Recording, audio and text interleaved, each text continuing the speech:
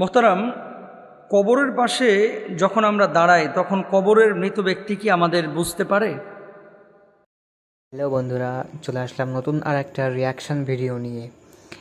মাহফিল চলাকালীন এক ব্যক্তি হুজুরকে জিজ্ঞাসা করলেন যে কবরের পাশে কোনো ব্যক্তি যদি দাঁড়ায় তাহলে মৃত ব্যক্তি কি সেটাকে বুঝতে পারে। এর জবাবে হুজুর কি উত্তর দিলেন চলুন দেখে আসি। কবরের পাশে যখন আমরা দাঁড়াই জিয়ারতের জন্য, মৃত ব্যক্তি বুঝতে পারে কিনা, এই প্রশ্নটা কিন্তু অনেকেরই প্রশ্ন। বিশেষ করে বাপ মা যাদের মারা গিয়েছে আপনারা অনেকে জিয়ারতে যান, আত্মীয় স্বজন যাদের মারা গিয়েছে অনেকে জিয়ারতে যান। কবরস্থানে যখন আপনি যান, কবরস্থানে যাওয়ার পরে সেই ব্যক্তি আপনাকে বুঝতে পারেন কিনা, আল্লাহ রাসূল সাল্লাল্লাহু আলাইহি ওয়াসাল্লাম একটি হাদিসের মধ্যে বলছেন, আল ইস্তিসকারে, যখন কোনো মুসলিম ব্যক্তি দুনিয়ায় পরিচিত তার কোনো মৃত ভাইয়ের কবরের পাশ দিয়ে গমন করে এবং তাকে সালাম দেয়, তখন তার সালামের জবাব দেওয়ার জন্য আল্লাহ সুবহানাহু ওয়া তাআলা তার রূহটাকে কবরের মধ্যে পাঠিয়ে দেন। সুবহানাল্লাহ। তার মানে এখান থেকে কি বোঝা যায় যে আপনি যখন সালাম দিচ্ছেন, সালামের জবাব যখন মৃত ব্যক্তি দিচ্ছে, তার মানে কি, মানেটা হচ্ছে আপনার সালাম সে জবাব দিচ্ছে, তার মানে সে কি বুঝতে পারে না? অবশ্যই বুঝতে পারে। এবং আপনি যখন কোনো সওয়াব ইরসাল করেন তখন আল্লাহ সুবহানাহু ওয়া তাআলা সেই সওয়াবটা কিন্তু তার আমলনামায় পৌঁছায় দেন। এখন এটা তাকে জানানো হয় তার রূহের জগতে। কি পদ্ধতিতে জানায়, কিভাবে জানে, এটা আল্লাহ ছাড়া কেউ ভালো জানেন না।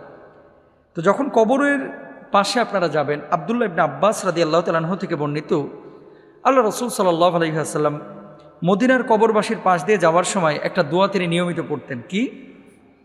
আসসালামু আলাইকুম ইয়া আহলাল কুবুর ইয়াগফিরুল্লাহু লানা ওয়া লাকুম আনতুম সালাফুনা ওয়া নাহনু বিল আসার। তারপরে আসসালামু আলাইকুম দার কওমিন মুমিনিন ওয়া ইন্না ইনশাআল্লাহু বিকুম লাহিকুন। আবু হুরায়রা রাদিয়াল্লাহু তাআলা আনহু থেকে বর্ণিত হাদিস। একবার রাসূল আকরাম সাল্লাল্লাহু আলাইহি ওয়াসাল্লাম একটি কবর জিয়ারতে গিয়ে এটা বলেছেন, এবং আরবের ম্যাক্সিমাম মানুষ কিন্তু কবরের পাশে গিয়ে এই আমলটা করে থাকেন। আসসালামু আলাইকুম দার কওমিন মুমিনিন ওয়া ইন্না ইনশাআল্লাহু বিকুম লাহিকুন। মুমিন এই ঘরবাসীদের উপরে শান্তি বর্ষিত হোক, ইনশাআল্লাহ আমরা আপনাদের সঙ্গে মিলিত হব। আসার সিরিয়াল আছে, যাওয়ার কিন্তু কোনো সিরিয়াল নাই। কে আগে যাবে, কে পরে যাবে, এটা আল্লাহ ছাড়া কিন্তু কেউ ভালো জানেন না।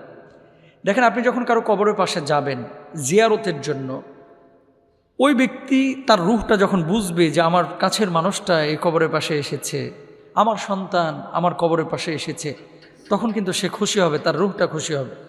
এই যে বাড়ি গাড়ি সম্পদ আপনি রেখে যাচ্ছেন, দুঃখজনক হলেও সত্য, অনেক কুলাঙ্গার সন্তান, আমি মুখ খারাপ করেই বলতেছি, আরও অকথ্য ভাষায় বলা উচিত ছিল, অনেক কুলাঙ্গার সন্তান, যে বাবা তার জন্য 10 কোটি 12 কোটি টাকার সম্পদ রেখে গেছে, এই সম্পদ নিয়ে সে ভোগবিলাস করতেছে, নিজে বিভিন্ন জায়গায় মত্ত রয়েছে, কিন্তু এই সন্তান বছর চলে যায়, 2 বছর 4 বছর 5 বছর, নামাজও পড়ে না, বাবার কবরে যায়ও না, বাবার জন্য দোয়াও করে না। এই বাবারা কষ্ট পান। এটা করবেন না। আপনার কাছের মানুষটা, আপনার খুব ক্লোজ বন্ধু, যার সাথে একসাথে বাইক রাইড করতেন, যার সাথে একসাথে হুন্ডা নিয়ে চিটাং চলে গেছেন, হুন্ডা নিয়ে রাজশাহী চলে গেছেন, সারা দেশ টুটু করে ঘুরতেন, যেই দোস্তের সাথে দেখা না হলে হৃদয়টা ভালো লাগতো না, মনটা খারাপ হয়ে যেত, এই মানুষটা, কাছের মানুষটা কবরে চলে গেছে। ভেবেছেন কত বছর তার কবরটায় আপনি যান নাই, কতদিন তার জন্য আপনি দোয়া করেন নাই। এই জন্য আমরা বলি, বন্ধু নির্বাচনের ক্ষেত্রে একটু খেয়াল করেন।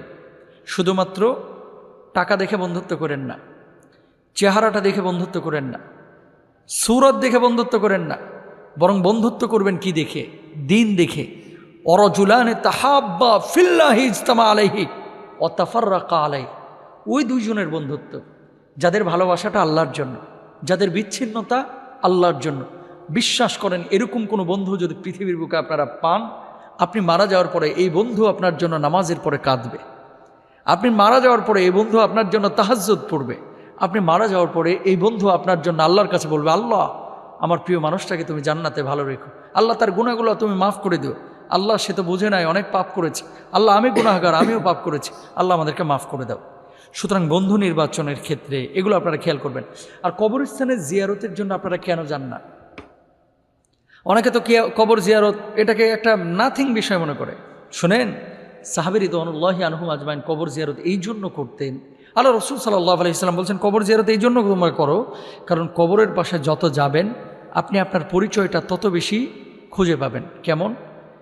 আপনি বনানী সোসাইটিতে থাকেন, আপনি গুলশানে থাকেন, আপনি ধানমন্ডির বড় বড় মানে মিলিয়নিয়র হন, আপনি আমেরিকা কানাডার বড় শিল্পপতি হন, কবরের কাছে যখন যাবেন কবর কিন্তু আপনাকে এই সংবাদ দেবে, তুমি বিলিয়নিয়র নাকি মিলিয়নিয়র, গুলশানে বাড়ি না ধানমন্ডিতে বাড়ি, আমি কবর এটা কিন্তু খেয়াল করব না, তুমি আমল নিয়ে কবর আসছো কিনা আমি কিন্তু এটা খেয়াল করব।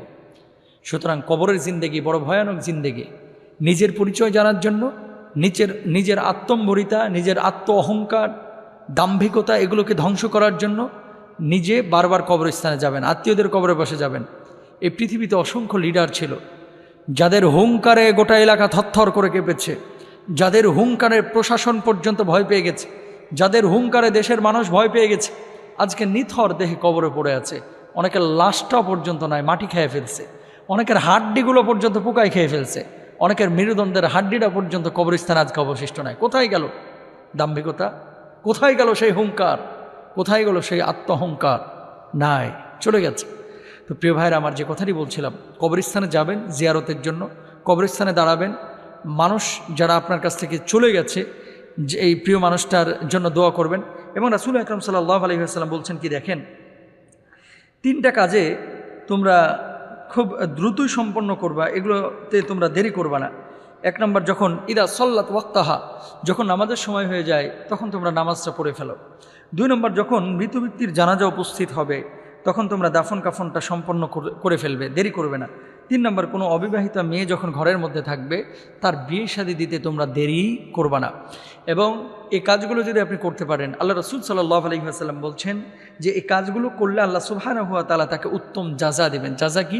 উহুদ পাহাড় সমপরিমাণ সওয়াবের মালিক আল্লাহ সুবহানাহু ওয়া তাআলা বানায় দেবেন। সুবহানাল্লাহ। সুতরাং জানাজার নামাজে আপনারা আসেন না, রাস্তায় দেখা হয়েছে একজন মানুষের জানাজা হচ্ছে, আপনারা শরিক হয়ে যান। কবরস্থান দেখেছেন, একটু দাঁড়ায় যান, নিজেকে ওই কবরের মধ্যে একটু কল্পনা করেন।